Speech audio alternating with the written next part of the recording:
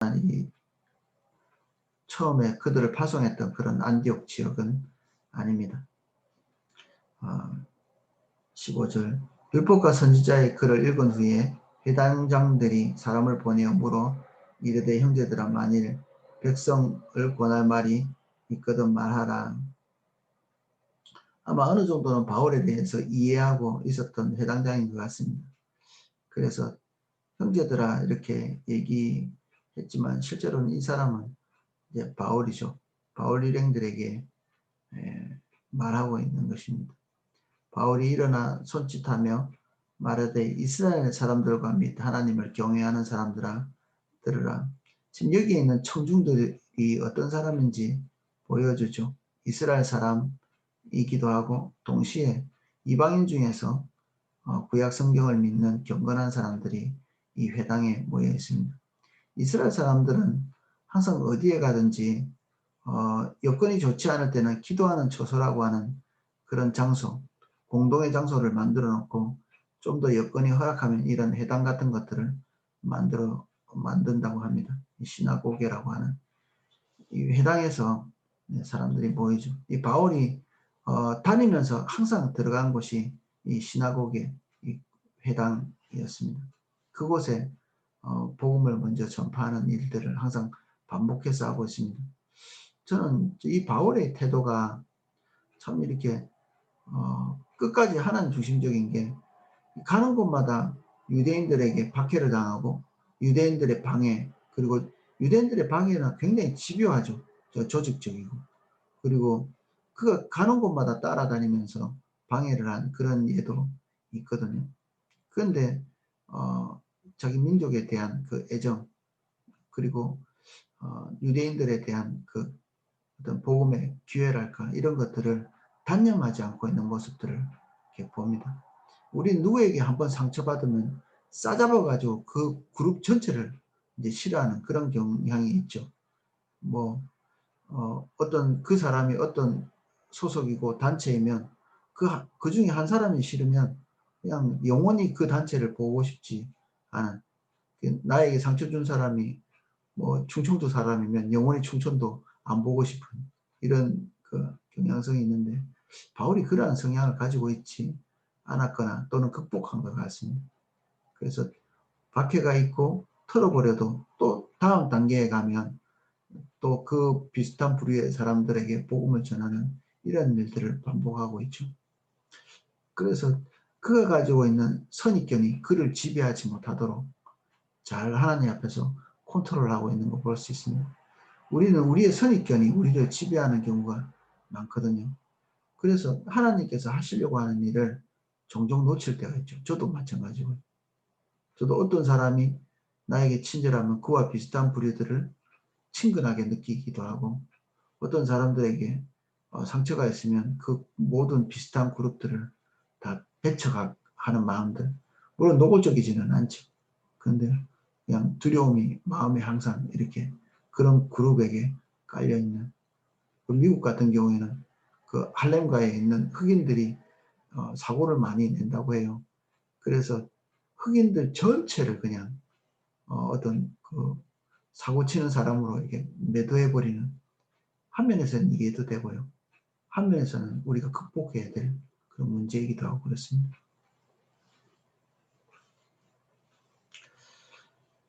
17절 이 이스라엘 백성의 하나님이 우리 조상을 택하시고 애굽 땅에서 나그네 된 그 백성을 높여 큰 권능으로 인도하여 내사 광야에서 약 40년간 그들의 소행을 참으시고, 이 말의 억양이 별로 좋지 않죠.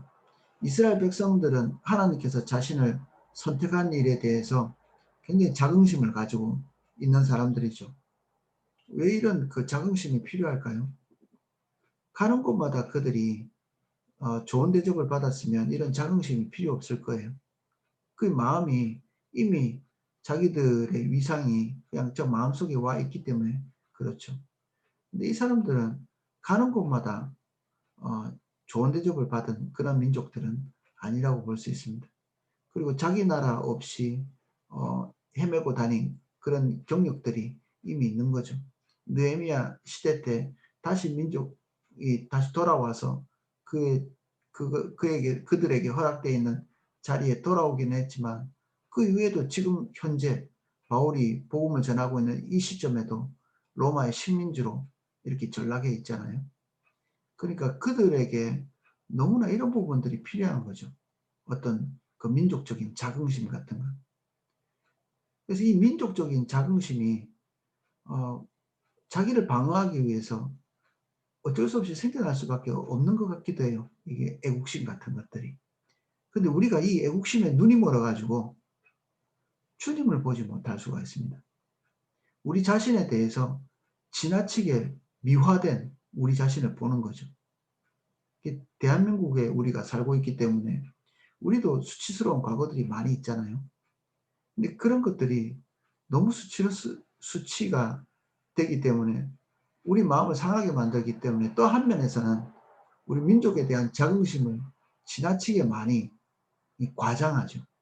그리고 있다 할지라도 그것만 쳐다보기를 원하는, 그래서 우리 스스로에 대한 객관적인 시각을 잃어버려서 오른쪽 왼쪽으로 치우쳐버리고, 그래서 하나님께서는 모든 민족을 다 하나님의 손으로 만드시고 그들이 주님의 백성이 되기를 원하시는데 우리는 그런 것들에 대해서 약간 도외시하면서 우리 민족에 대한 특별한 감정을 하나님으로부터 받기를 기대하는, 그리고 특별한 위치에 서기를 원하는 기대감들, 이런 것들이 우리가 예를 들어서 선교지로 나가잖아요. 그러면 이 민족적인 자긍심이 그들 마음에 상처, 우리가 복음을 전해야 될 사람들에게 상처를 깊이 남기게 됩니다.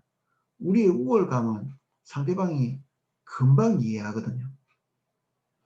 우리나라의 그 1907년 장대현 교회에서 있었던 그 부흥의 일들이 원래 처음 촉발된 것이 하비 선교사라고 하는 이 선교사님이 우리나라 민족에 대해서 가지고 있었던 그런 어떤 마음속에 어떤 비난이랄까, 당연하겠죠.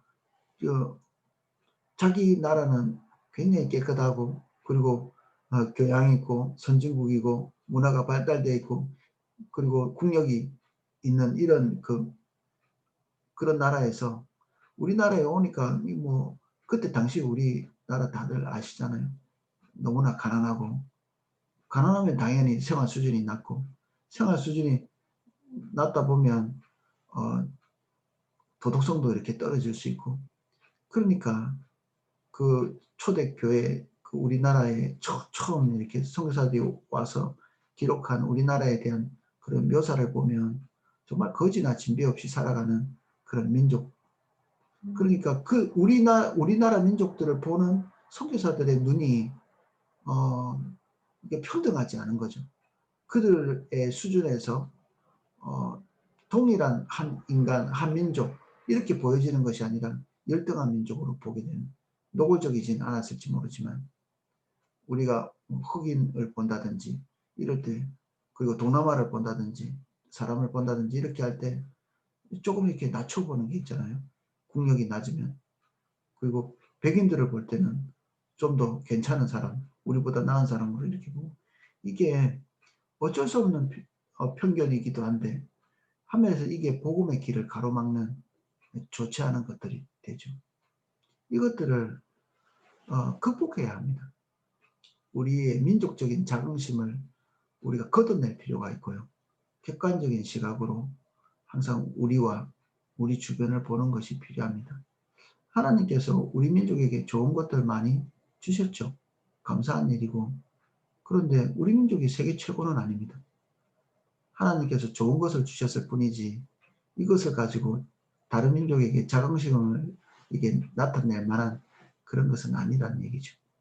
이스라엘 백성들도 비슷한 자긍심을 가지고 있었기 때문에 사도 바울이 복음을 전하면서, 그리고 스데반이 복음을 전하면서 구약 성경을 차근차근 이렇게 설명해 나가면서 그들에게 깨뜨려진 게 뭐냐면, 너희들이 가지고 있는 종교적인 자긍심, 민족적인 자긍심, 이것이 진짜 그런 팩트를 가지고 있는지 보여줘 버린 것입니다.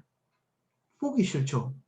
스데반을 벌로 치고 그리고 바울이 이렇게 배척당한 한 면에서는 그들이 가지고 있는 자긍심을 무너뜨렸기 때문에 그럴 수도 있는 것이죠.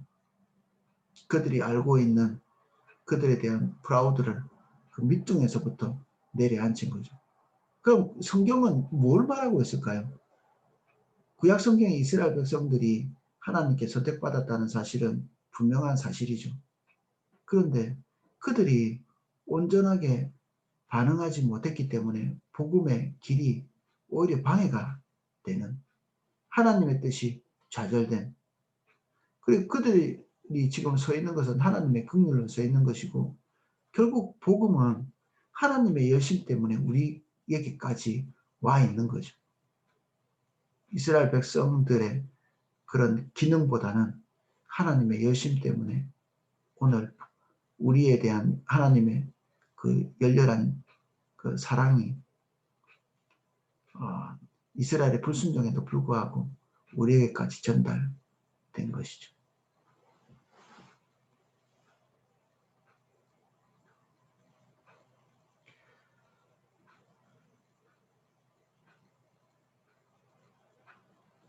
(20절) 그 후에 선지자 사무엘 때까지 사사를 주셨더니 그 후에 그들이 왕을 구하거늘 하나님이 베냐민 지파 사람 기스의 아들 사울을 40년간 주셨다가 패하시고 다윗을 왕으로 세우고 증언하여 이르시되 내가 이새의 아들 다윗을 만나니 내 마음에 맞는 사람이라 내 뜻을 다 이루리라 하더니 다윗이 훌륭한 사람이다 이런 얘기를 하고 있지 않습니다. 다윗이 하나님의 뜻에 맞았기 때문에 하나님이 이제야 하나님 본인의 뜻을 관철할 수 있다 이런 얘기를 하고 있는 것입니다. 우리가 하나님 뜻에 합당하게 행해야 되는 이유는 하나님이 우리를 통해서 하고 싶은 일이 있어서 그렇습니다. 우리는 이 포커스를, 카메라를 자꾸만 우리에게 두거나 사람에게 두거나 성경을 읽을 때도 훌륭한 하나님의 사람들에게 포커스를 많이 두거든요. 그런데 성경은 누구를 계속해서 조명하고 있냐면 하나님 본인을 조명하고 있습니다. 위대한 하나님의 사람이나 어떤 경건한 인물을 포커스로 맞추지 않고요. 하나님이 무엇을 하고 싶으신가? 그것을 위해서 반응한 사람들이 우리가 포커스를 맞추고 있는 경건한 사람들, 하나님의 사람들이거든요. 여기에도 다윗도 지금 다윗이 훌륭한 사람이다. 이것을 포커스 맞추고 있는 것이 아니라 그가 하나님께 반응했기 때문에 이제쯤 와서 하나님께서 하나님 본인이 하고 싶은 일을 관철할 수 있는 그런 여건이 된 것이죠. 아브라함 때도 똑같죠. 아브라함 그 사람이 얼마나 훌륭했는가 그것이 중요한 시점이 아니고요. 아브라함이 하나님 앞에 올바로 반응했기 때문에 그제서야 하나님께서 믿음의 출발을 할 수 있는 그 지점이 된 거죠. 오늘 우리는 하나님 앞에 경건하게 살 때 우리는 어떻게 될 것인가 이것에 초점이 맞춰질 수 있거든요. 하나님은 우리에게 어떤 좋은 일을 해주실 것인가? 아닙니다. 우리가 하나님 앞에 올바로 반응하면 그제서야 하나님 본인의 관심사를 우리를 통해서 이루실 수가 있는 것입니다. 우리가 하나님 앞에 경건하게 살 때 이루어지는 것은 우리의 뜻이 아니라 하나님의 뜻이거든요. 우리의 소원이 이루어지는 게 아니라 하나님의 소원이 이루어지는 것입니다. 설령 하나님께서 우리의 소원을 이루신다 할지라도 그것이 초점이 되어서는 안 됩니다. 그게 중요한 것이 아니기 때문에.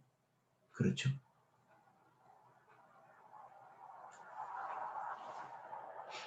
(23절) 하나님이 약속하신 대로 이 사람의 후손에서 이스라엘을 위하여 구주를 세우셨으니 곧 예수라. 그가 오시기에 앞서 요한이 먼저 회개의 세례를 이스라엘 모든 백성에게 전파하니라. 구약 전체를 한 두세 개로 집약해버리죠. 그렇게 중요하지 않은 것입니다. 즉 스데반 같은 경우에는 성격이 아주 꼼꼼한 사람이었는지 모르겠는데 구약 전체를 장황하게 이렇게 설명하고 있죠. 그 이빨 빠진 거 없이. 근데 바울은 군데군데를 전체를 다 굵직굵직하게 스킵해버리면서 지금 바로 침례 요한까지 왔습니다. 그리스도를 빨리 말하고 싶은 거죠. 25절 요한이 그 달려갈 길을 마칠 때에 말하되 너희가 나를 누구로 생각하느냐 나는 그리스도가 아니라 내 뒤에 오시는 이가 있으니 나는 그 발에 신발끈 풀기도 감당하지 못하리라 하였으니 바울이 그 나의 달려갈 길을 마칠 때 이런 표현을 자기 자신에게 썼거든요. 침례 요한을 가리켜서 달려갈 길을 마칠 때쯤 이런 표현을 쓴 것도 바울 외에는 없어요. 하나님의 길을 잘 가는 사람에게 달려간다는 표현을 쓰죠. 걷는다, 산책한다 이런 얘기보다는 달려간다. 그만큼 이런 표현을 썼다는 것 자체가 바울이 하나님께서 주신 사명을 위해서 다른 옆을 돌아보지 않고 맹렬하게 달려갔던 사람인 거죠. 앞을 향해서만 달린 그런 종류의 사람이었던 것은 앞에 우리가 그 마가 요한에 대한 그 갈등, 바나바와의 갈등도 여기서 비롯됐다고 볼 수 있죠. 바울처럼 우리가 맹렬하게 달려야 된다. 뭐 본받을 만한 거는 본받아야 되지만 이렇게 달려갔기 때문에 이룬 성과도 있고 이렇게 달려갔기 때문에 짓밟고 지나간 주변에 돌아봐야 될 것들 돌아보지 못하고 간 것도 있죠. 마가 요한의 케이스가 그런 케이스고요. 바나바와의 결별도 그렇죠. 그래서 어떤 위대한 한 사람이 가지고 있는 성품이라고 해서 우리가 다 몽땅 다 수용할 수 있는 건 아닙니다. 몽땅 다 수용할 수 있는 성품을 가지신 분은 하나님 뿐이시고요. 그리고 예수 그리스도 뿐이십니다. 그래서 사람을 바라보고 우리가 그와 동일한 사람처럼 이렇게 되기 위해서 그냥 그 DNA를 다 받아들인다는 것은 아주 위험한 일이죠. 우리가 그러한 기질을 가지고 있는 사람도 아니고요. 우리는 바나바처럼 되지도 못하고 사울처럼 되지도 못합니다. 우리는 다 다른 사람들이기 때문에 그렇습니다. 예수님께서 우리의 유일한 표본이 되시죠. 그래서 주목해야 될 것은 예수 그리스도를 가르치는 그 존재가 아니라 예수 그리스도 그분 자체이십니다. 26절 형제들아 아브라함의 자손과 너희 중에 하나님을 경외하는 사람들아 이 구원의 말씀을 우리에게 보내셨거늘 예루살렘에 사는 자들과 그들 관리들이 예수와 및 안식일마다 외우는 바 선지자들의 말을 알지 못하므로 예수를 정죄하여 선지자들의 말을 응하게 하였도다. 이스라엘 사람들은 구약 성경에 통달해 있는 자인데도 거기에 명백하게 기록되어 있는 하나님의 의중과 의도를 몽땅 다 놓쳤죠. 왜냐하면 그들 중심적으로 성경을 읽어 내려가면 성경적인 지식이 빠짐없이 그들에게 들어와 있다 할지라도 그것에 대한 올바른 가치를 갖기가 어렵죠. 그래서 똑같은 내용을 읽는다 할지라도 우리의 방향성이 올바르지 않으면 그 지식이 우리를 올바른 길로 인도하지 못합니다. 그래서 항상 우리의 중심이 주님을 향해 있는 것이 중요한 일입니다. 주님의 관심사가 무엇인지를 보는 것이 중요한 일이고 28절 죽일 죄를 하나도 찾지 못하였으나 빌라도에게 죽여달라 하였으니 성경이 그를 가리켜 기록한 말씀을 다 응하게 한 것이라. 후에 나무에 내려다가 무덤에 두었으나 그들이 부정적인 반응을 했고 예수 그리스도에 대한 올바르지 않은 관점을 가지고 행했지만 하나님께서는 그 모든 부조리함과 악을 다 넘어서서 하나님의 섭리로서 당신의 일을 성취해 나간 이 하나님의 섭리적인 차원을 이렇게 말하고 있습니다. 하나님이 죽은 자 가운데서 그를 살리신지라 갈릴리로부터 예루살렘에 함께 올라간 사람들에게 여러 날 보이셨으니 그들이 이제 백성 앞에서 그의 증인이라. 이 당시에 예수 그리스도의 부활을 경험한 사람들이 아직도 많이 살아있는 그런 상태죠. 그래서 복음을 전할 때 아직도 그들이 살아있다는 사실을 감안해서 이렇게 말하고 있습니다. 지금도 이스라엘 땅 안에는 예수님께서 부활하시고 승천하신 이 사건을 경험하고 십자가 사건을 경험한 사람들이 아직 생존해 있는 그러한 상태입니다. 지금은 그렇지 않죠.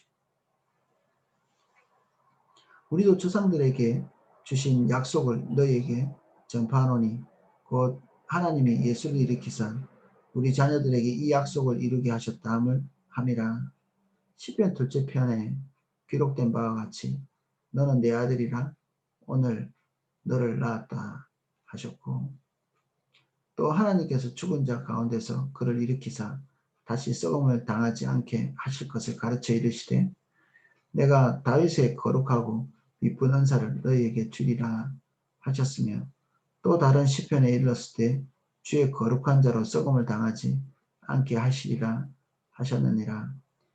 다윗은 그 당시에 하나님의 뜻을 따라 섬기다 잠들어 그 조상들과 함께 묻혀 썩음을 당하였을 때 하나님께서 살리신 이는 썩음을 당하지 아니하셨나니, 그러므로 형제들아 너희가 알 것은 이 사람을 힘입어 죄사함을 너희에게 전하는 이것이며, 또 모세의 율법으로 너희가 의롭다 하심을 얻지 못하던 모든 일에도 이 사람을 힘입어 믿는 자마다 의롭다 하심을 얻는 이것이라. 그런즉 너희는 선지자들을 통하여 말씀하신 것을 너희에게 미칠까 삼가라.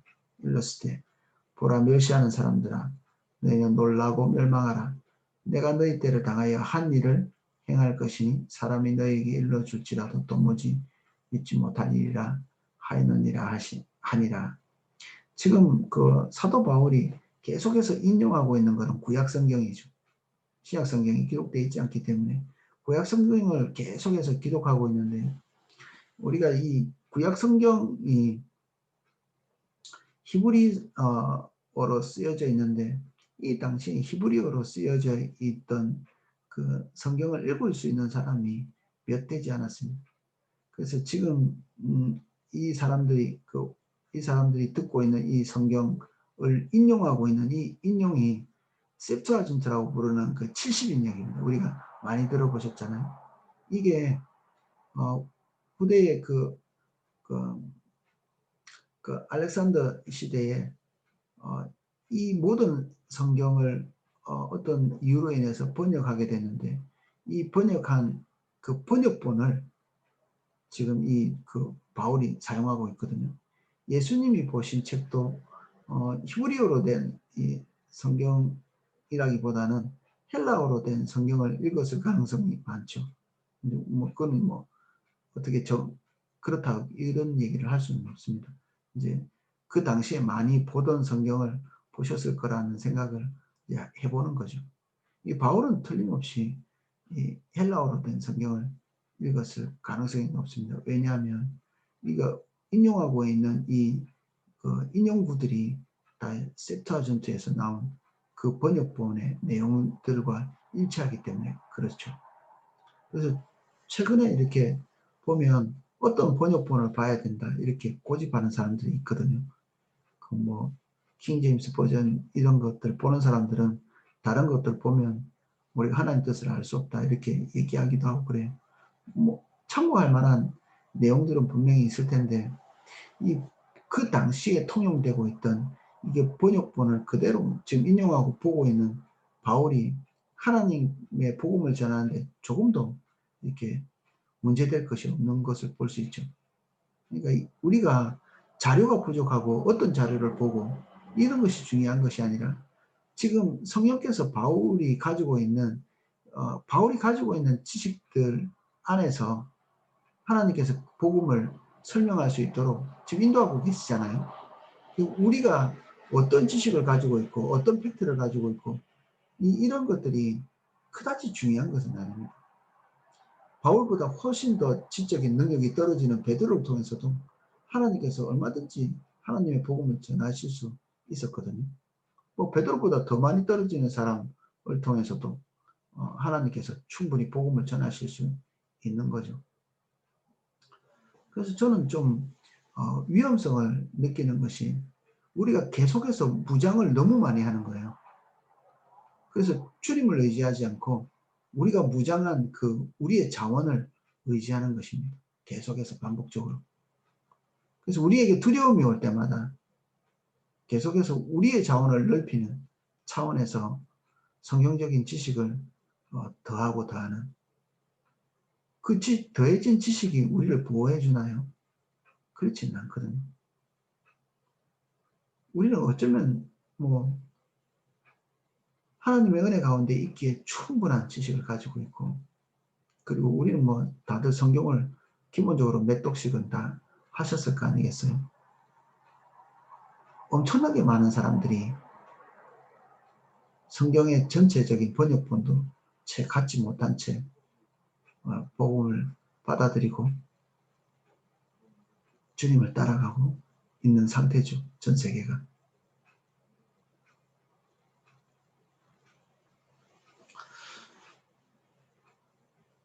그래서 우리는 너무 많이 알고 주님과의 관계는 소원한, 그래서 새로운 정보를 향해서 너무 달리지 않아야 되겠다, 그런 생각이 듭니다. 저도 설교할 때 자료를 너무 찾는 그런 때, 그때 하나님의 은혜가 더 많이 있지는 않더라고요. 말할 거는 많은데 정작 주님께서 하시고 싶은 이야기들은 놓치고 갈 때가 있거든요.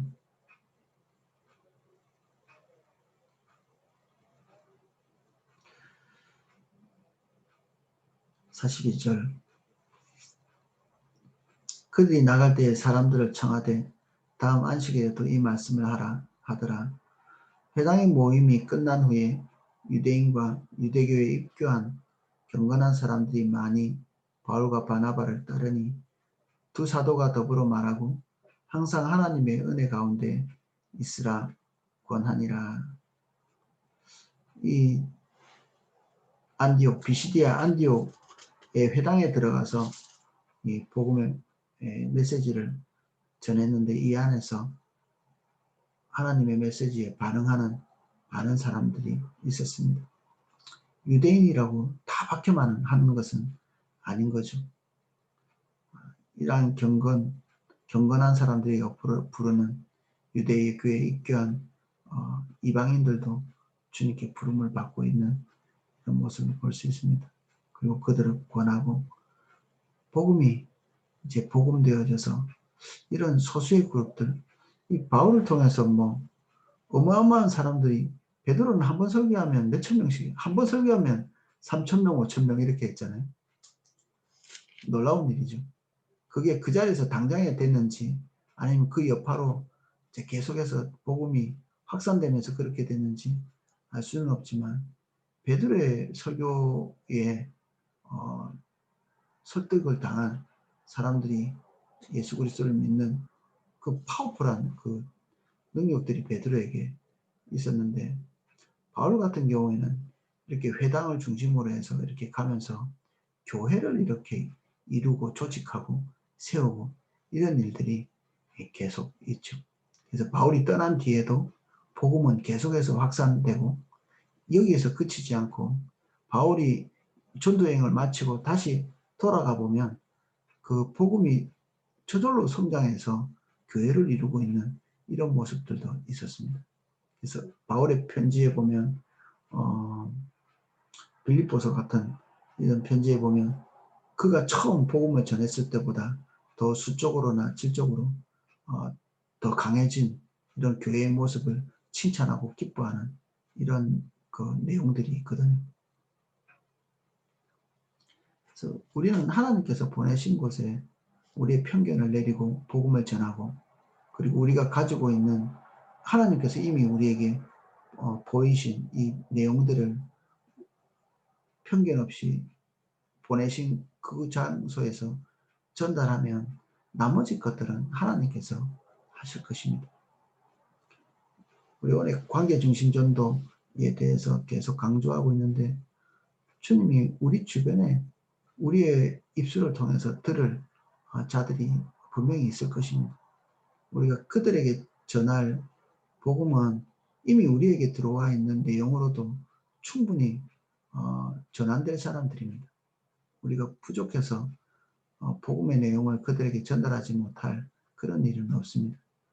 하나님께서 우리를 보내신 곳에 가고, 그리고 그들을 향한 우리의 선입견들을 제거하고, 그리고 우리가 알고 있는 것을 최선을 다해서 잘 정돈해서 그들에게 복음을 전할 때 그 뒤에 열매는 하나님께서 책임지실 것입니다. 우리는 열매에 대해서는 뭔가를 할 수 없습니다. 그들이 우리가 전한 복음을 듣고 전환될지, 아니면 오늘 여기 보는 것처럼 복음에 대해서 잘 반응해서 주님께로 돌아오는 그런 사람들이 있을지, 그것은 주님께 속한 것이고요. 우리는 전달하는 것까지가, 그리고 편견을 내리는 것까지가, 우리가 조절할 수 있는 부분들은 다 조절하고 복음 전할 대상에게 가야 되겠죠. 오늘은 여기까지 보도록 하겠습니다. 기도하겠습니다.